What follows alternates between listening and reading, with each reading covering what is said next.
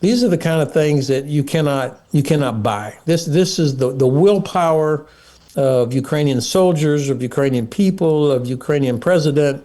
The will is so much more important than any equipment, any missiles, any drones, any money. That's why throughout history, countries that were outnumbered defeated larger countries. You know, the United States, we failed in Vietnam, we failed in Afghanistan, the Soviets failed in Afghanistan, and they're failing now. The Russians are failing now, even though we're the bigger nuclear-powered country. It's because of the will of the country that is defending. Ben Hodges is a retired U.S. Army Lieutenant General, former commander at the U.S. Army Europe. Welcome to our program, General Hodges. Daniel, thank you very much for the privilege. Russian General Fanil Sarvarov, the head of the Russian Armed Forces General Staff's Training Division, was killed on Monday by car bomb in Moscow. An explosive device was put beneath of his car and detonated at 7 a.m. while he was trying to leave the car parking. Does it mean that Ukraine still remain in fight? And what can you tell us about the timing of this assassination? General was killed just in the middle of US-led negotiations to end the war in Ukraine. Well, this is the future for every Russian general and anybody in the Russian chain of command that had anything to do with war crimes. For the rest of their life, they're going to be looking under their car and over their shoulder, worried that the GUR is coming after them. And it's obvious that the Russian government cannot protect even senior officials inside Moscow. So I think this is a fact of the war that the Kremlin probably never anticipated. And it's exactly the right thing for the Ukrainian General Staff to be doing, to taking the war to the Russians, to get the initiative. And also, this is psychological. This will get the Russians off balance the more these kinds of things happen. And the Russians need to see this, that, you know, they're killing innocent Ukrainians every night with drones and bombs. And so here the Russians are paying the price with Ukrainians being able to target uniformed senior Russian officials. I think this is a part of Ukraine taking the initiative, taking the fight to the enemy. Also, according to Sky News, the Kremlin has been trying to persuade the White House that Russian victory is inevitable. Ukraine has been trying also to convince Trump administration of the opposite, and taking out Russian generals, according to Sky News analysis, is one way of doing that. It shows Washington that the Kremlin is clearly not in total control of the domestic situation. Do you agree with this assessment by Sky News? I think that that's too simplistic. First of all, the Trump administration is not going to be convinced otherwise. It's so clear from what the president says, what the director of national intelligence, Gabbard, says, what Secretary Rubio says, what Vice President Vance says. All of them, they are using Kremlin talking points. And so I don't know that that the administration, unfortunately, and it's very difficult for me to say this as an American, but it seems like this U.S. administration has already made the decision and put all the pressure on Ukraine to make concessions as opposed to the Kremlin. And even listening to Mr. Witkoff, what he says, these are talking points straight from the Kremlin. So I think that what's most important is that Ukrainians remain confident that they can succeed, and that European countries understand that it is in their interest that Ukraine succeeds. I don't know how much that the U.S. will ever actually do in this administration. Even though most of the Congress supports Ukraine, most Americans support Ukraine, this administration seems more interested in getting into some kind of business transactions. And so Ukraine, everything that Ukraine does to demonstrate that it is still in the fight, that Russia is not winning, of course, is important. But I don't know that the Trump administration is really going to change their mind unless something dramatic, significant changes the bigger picture.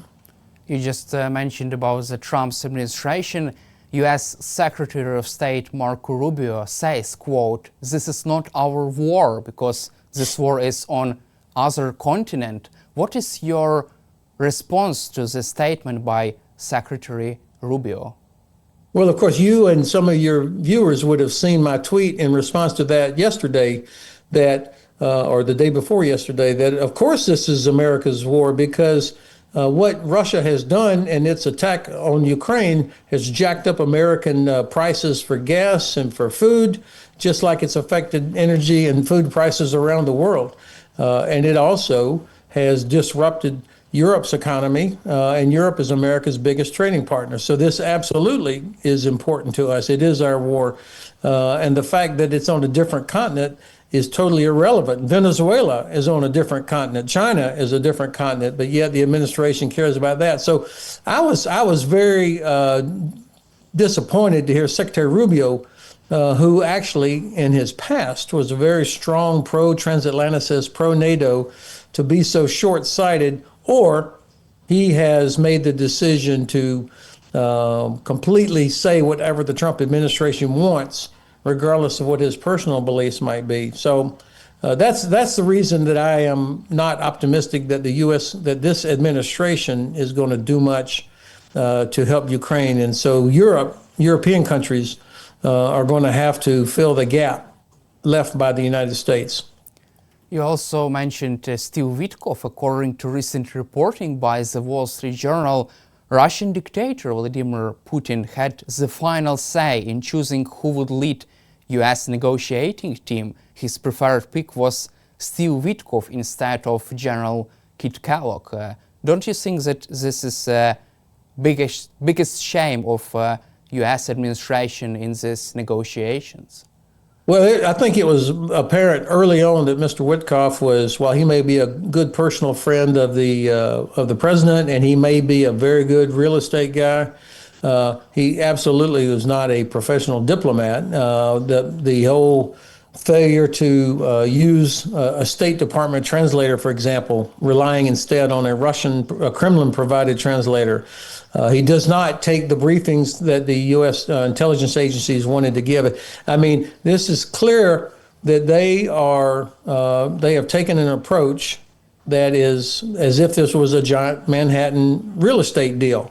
Not something that involves millions of Ukrainian citizens that live in these areas, that the administration is happy to support Ukraine giving to Russia, not back to Russia, but giving to Russia. They clearly are not looking out for America's best strategic interests. And so I think that it was not a surprise for most people to learn that this is the reason Mr. Witkoff is in the position he's in. Do they just don't trust American bureaucracy, intelligence, diplomacy? What is the reason of this lack of trust between this real estate team and Department of State CIA team? I don't know that, although you saw over the weekend the Department of State has recalled about 30 different U.S. ambassadors that are professional Foreign Service officers, not the ones who were nominated by the president as political appointees, which is what we do with many of our ambassadors. These are professional career Foreign Service officers who are being recalled. So I don't know if this is because the administration believes that all of the long-time professional diplomats are somehow part of a deep state that is not loyal to the president. But this is part of what's in the conflict here, is the administration wants people who are personally loyal to the president versus professionals who are their oath is to support and defend the Constitution. So I think this is part of what's at play. But specifically in the case of Mr. Witkoff, again, as you and I have talked about many times, the administration sees this as a real estate deal, and their approach has been doomed to failure, in my view, from the beginning, because they saw it as dirt, just land that could be traded away without regard for international law, sovereignty, the people that live there, a willingness to do a deal with the Russians, even though nobody on the planet believes that Russia would ever live up to any agreement they've ever made. So Witkoff is exactly the right guy to have. If that's your approach, and if you believe that Vladimir Putin really is, in his heart of hearts, a good guy that just wants peace, then you pick somebody like Steve Witkoff to be the lead negotiator. The Russians knew that General Kellogg understood who the Russians were, and that's why they did not want him involved. You just mentioned about Steve Witkoff, and we are in the middle of high-stakes US-led negotiations to end this war against Ukraine, and this is the most recent US offer for Ukraine. Maybe this is a take or leave offer. We don't know yet. However, that's it. Under US compromise, under US proposal, Ukrainian troops would withdraw from the Donbass. Russian troops would not withdraw, just would stay in place. Demilitarized zone would be created. Ukraine would join EU. US would provide Ukraine with so-called Article 5-like security guarantee. And my question would be, should Ukraine trust President Trump's promise on this Article 5-like guarantee? And is this withdrawal from Donbass really worth having this Article 5-like guarantee? Well, of course, the Ukrainian government, Ukrainian people have to decide, what is at stake here, because it's Ukrainians that are paying the price as the war goes on. It's not Americans or Germans or Brits or French that are paying the price. It's Ukrainians that are paying the price. So, if I say, no, the Ukrainians should not leave, people could say, well, who are you? You're sitting at home with no risk to yourself. So that's why I always emphasize that it is for Ukrainians to decide how much more they can take. But I would offer three things. First, does any Ukrainian believe for 1 second that Vladimir Putin will live up to any agreement? Of course not. Nobody believes that Putin can be trusted. The only way that he would not fill into the whatever part that Ukrainian troops came out of would be if there were thousands of American, German, British, French soldiers sitting there. Otherwise, it will be a very short amount of time before you have either Russian troops or you have Rosguardia or some other unknown separatist quasi things that the Russians would try to say, well, that's not us. We didn't do that, just like they did back in 2014. So how anybody could trust that Russia would actually live up to some agreement like that, I think that would really be, you'd have to suspend belief to accept that. The idea of this, when I hear this phrase, Article 5-like, I mean, what does that mean? Article 5 means an armed attack on one shall be considered an armed attack on all. So if the United States is offering Article 5-like, that means if Russia attacked Ukraine again, then that would be as if Russia had attacked the United States. Do you really think, does anybody really think that this administration would actually do something about it? And what's an attack? Is it one Shahed drone, or does it have to be 500 Shahed drones, or Russian troops overrunning, another Ukrainian city? I mean, what constitutes an armed attack? So there is no such thing as Article 5-like. I mean, this administration does not even enforce the sanctions it has already put in place. India's oil import from Russia has gone up in October and then again in November, even though these latest tough sanctions were put in place. So I personally, I have zero confidence that the Trump administration would do anything to enforce this kind of agreement. Now, again, the burden and the risk is on Ukraine, not on old retired people like me on the outside watching. But as I look at what's happened over the last year, and indeed over the last several years, I would be very reluctant to agree to something with Russia if it depended on Russia living up to it in good faith or depending on the United States. This is where you would have to see a very strong European force that was there. Not one that's sitting in Poland, but a European force in Ukraine that has real capability, has real rules of engagement, and has the capability to shoot back immediately when Russia tests, as they inevitably will test immediately.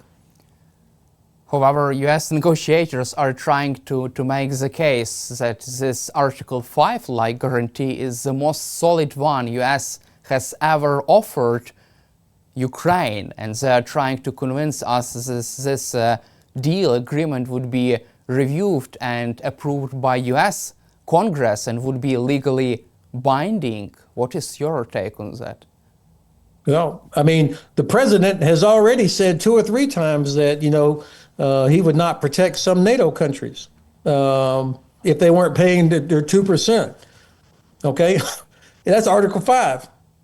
So why does anybody think Article 5-like would be even more that he would fulfill that obligation? I would just ask questions. Ask Secretary Rubio or Mr. Witkoff or Jared Kushner. So ask them to describe Article 5-like and give some examples. What would be the American response if Russia did this? So I'm sorry. And it is very, very difficult for me as an American who served in NATO for all of my 38 years. I was an Army officer, of course. America was in NATO. And I just don't have any confidence. I would love to be proven wrong, that they would be very strong and that they would punish Russia. But I don't hear or see anything that gives me confidence that this administration, even though most of the Congress would support it and most Americans would support it, I don't believe this administration would do it. They even hesitate to provide Ukraine with US air power commitment in case of such Article 5-like guarantee. They only have been discussing the idea of deploying European troops, but not on the battlefield, but on the west of Ukraine, like in my city, in Lviv or in Kyiv or in other parts which are do not have active clashes, fights going on. Yeah.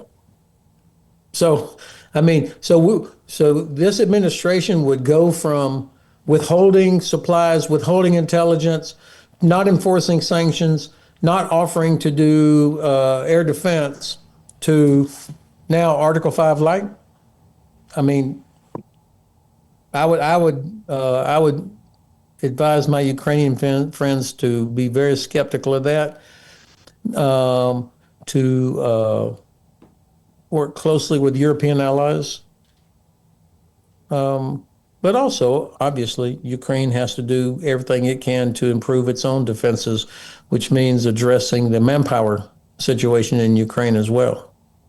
From your perspective, can Ukraine sustain such pressure from US? They can just try to blackmail us to cut off intel sharing, to halt military aid going on to Ukraine?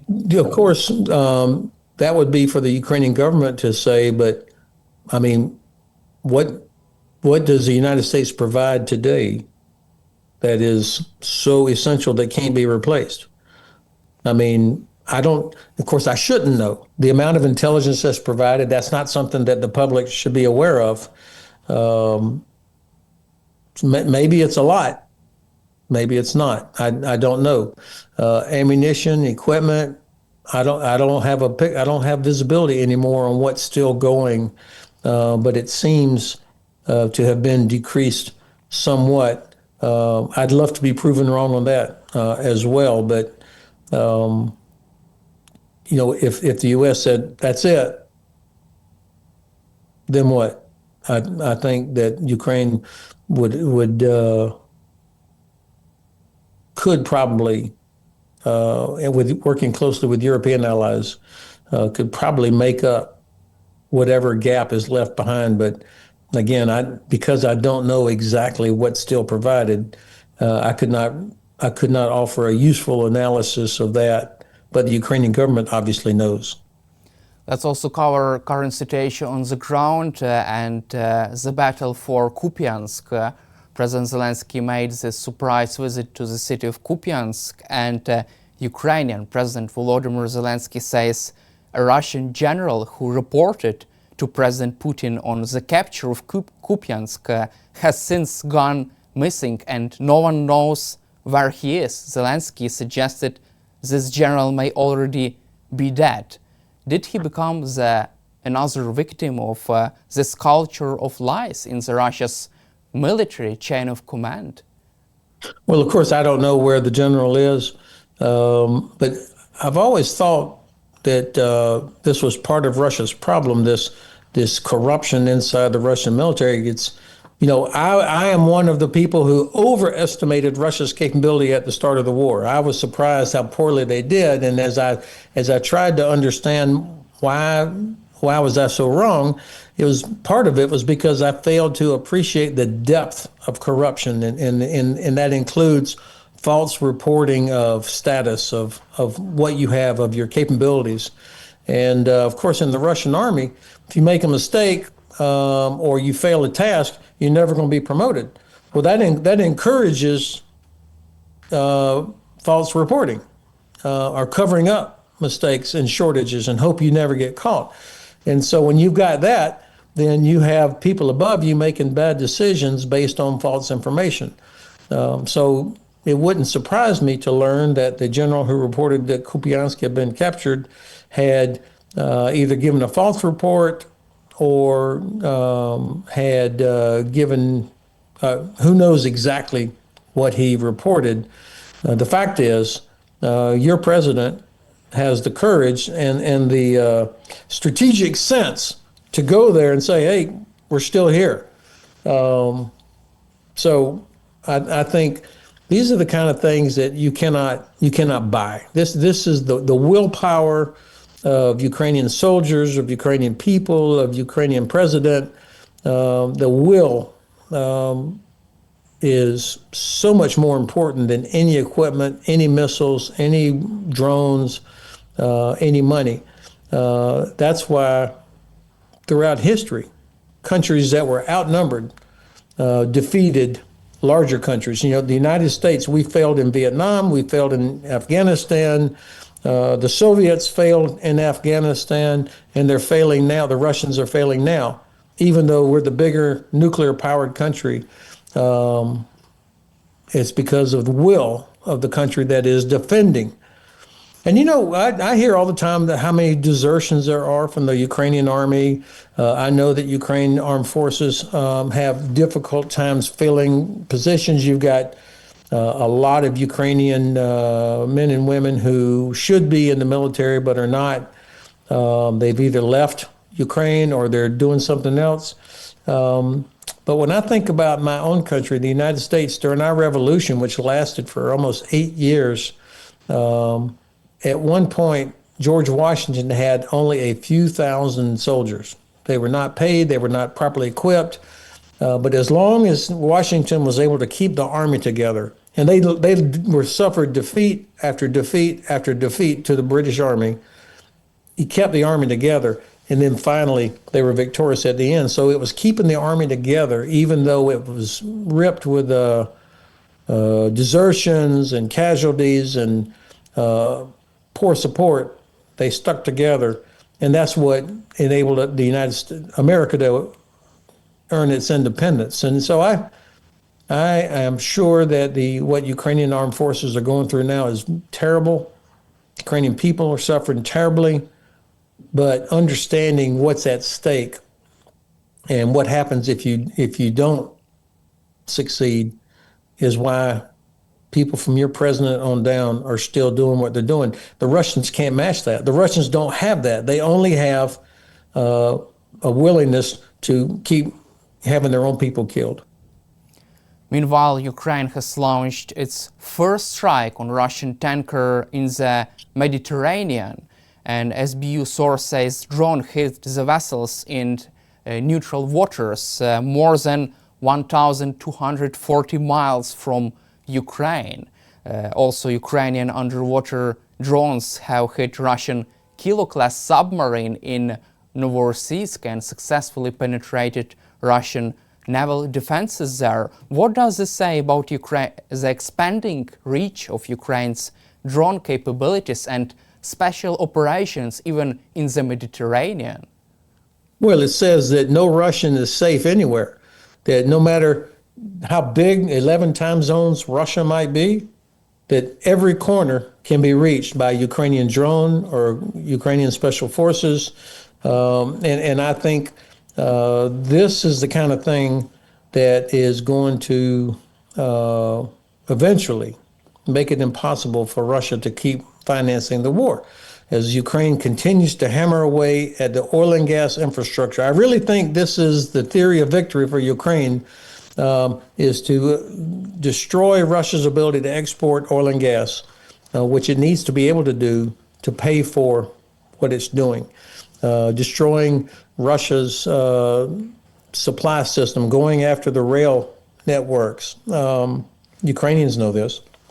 And so the fact that Ukraine can reach out and start hitting ships in the Mediterranean or in the Caspian Sea or other places, not only does that damage Russia's oil and gas export industry, it also jacks up insurance prices. It makes companies less willing to take the risk. And so I think this is an important part of Ukraine's theory of victory. Also, this recent attack on Russia's Kilo-class submarine in Novorossiysk forced Russia to sink several barges inside its port they just blocked their own fleet from moving away from the port. Moreover, this night Russia didn't fire any kind of missile from using the submarines or naval fleet in the Black Sea. They had to use their naval capabilities in the Caspian Sea, so they just were firing missile from the Caspian Sea to Ukraine. This is really big, also successful achievement of Ukrainian drone capabilities to force Russian Novorossiysk naval base just to close down and block themselves.